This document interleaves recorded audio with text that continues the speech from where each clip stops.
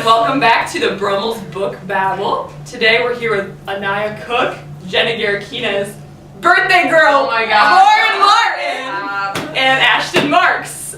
And today we're going to be discussing The Giver by Lois Lowry.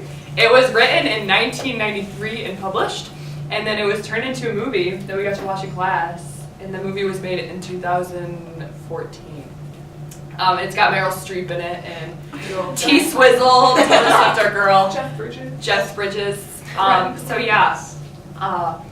But the plot of the book kind of just talks about this young boy named Jonas who's 12 years old, and in the community they live in, everybody just kind of gets assigned a job at like this big ceremony. And so Jonas is skipped over when everybody gets their job, and then they all come back to him and they all tell him, "You've got a really special job, you're going to be the receiver of memory." So the story kind of goes through him receiving all these memories, because in the community they live in, everything's black and white, everyone's the same. Everything's been genetically engineered to be exactly identical.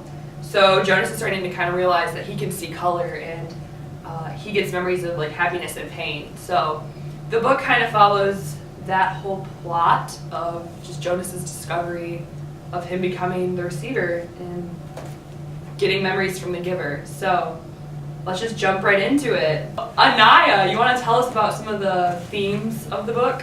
Yeah, so basically when he does begin to receive the memories, he goes back to when like everything wasn't so structured and planned out.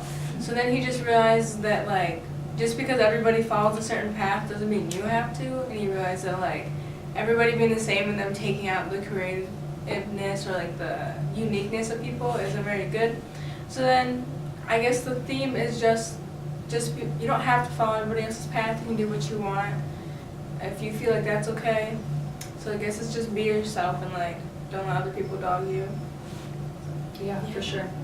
So Jenna, the message of the giver is kind of just like Anaya said, to just kind of like be yourself and kind of be courageous in pursuit of this. So how do you feel like the message of the giver is still relevant today? And do you think the message is still relevant today? Well, yeah, I do think it's relevant today. I think it's kind of relevant like anytime, but like specifically now.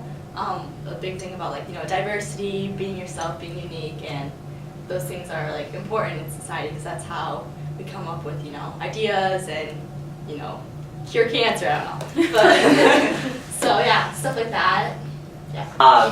What's your favorite part of the book? I would have to say my favorite part is when Jonas receives memories of pain, because it opens his eyes to realize that the world isn't as perfect as he thought it was, and that just like you can connect that now. Yeah. So I would say that would be my favorite part. Yeah. So Ashton, do you have I see you got something highlighted in your book. Yeah, Can you just like a little passage that I really like.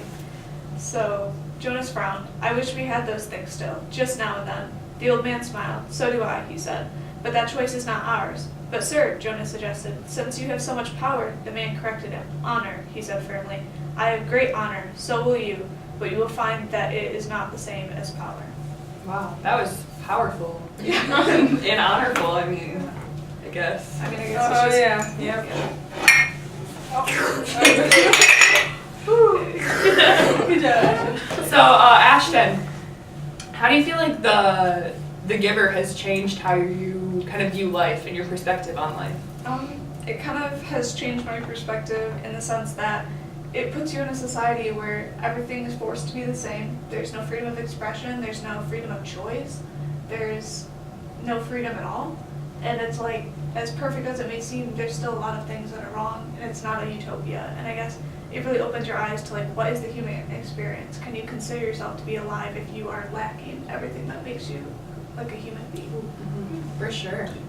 So, this is a pretty good book, I say. Do you guys? Yeah. Yeah, I would Like really recommend reading. Like the ending is like kind of makes you angry, and Yeah. The ending is And if you read the book, come talk to us, because one of our favorites. One of our favorites. Definitely. I read this book for the first time. I always heard good things about it, and I never really knew. I was like, kind of sounds boring.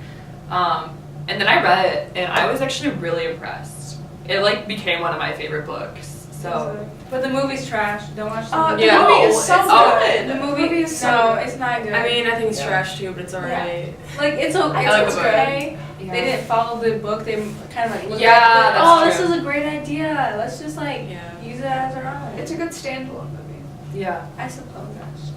I mean, I like both, but the book. The Yeah. book also Yeah. has 4 books in its like series.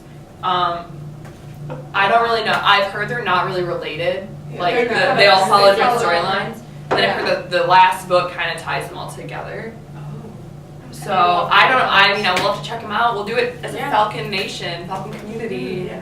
Have a school-wide book babble. Woo! Go read The Giver. So yeah, go check this book out in the media center, or the library, or go English to teachers. English Girl. teachers. Yeah. You can go. He has like 10 copies. Yeah. Yeah.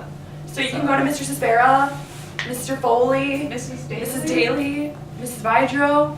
Just go get this book and read it, and then you can watch the movie. And It's only like about 200 Yeah, pages. it's really quick short. read, so. It's really good read. It's really good. So thank you guys for watching the Brumels Book Babble, and I'll see you guys next time. So cheers.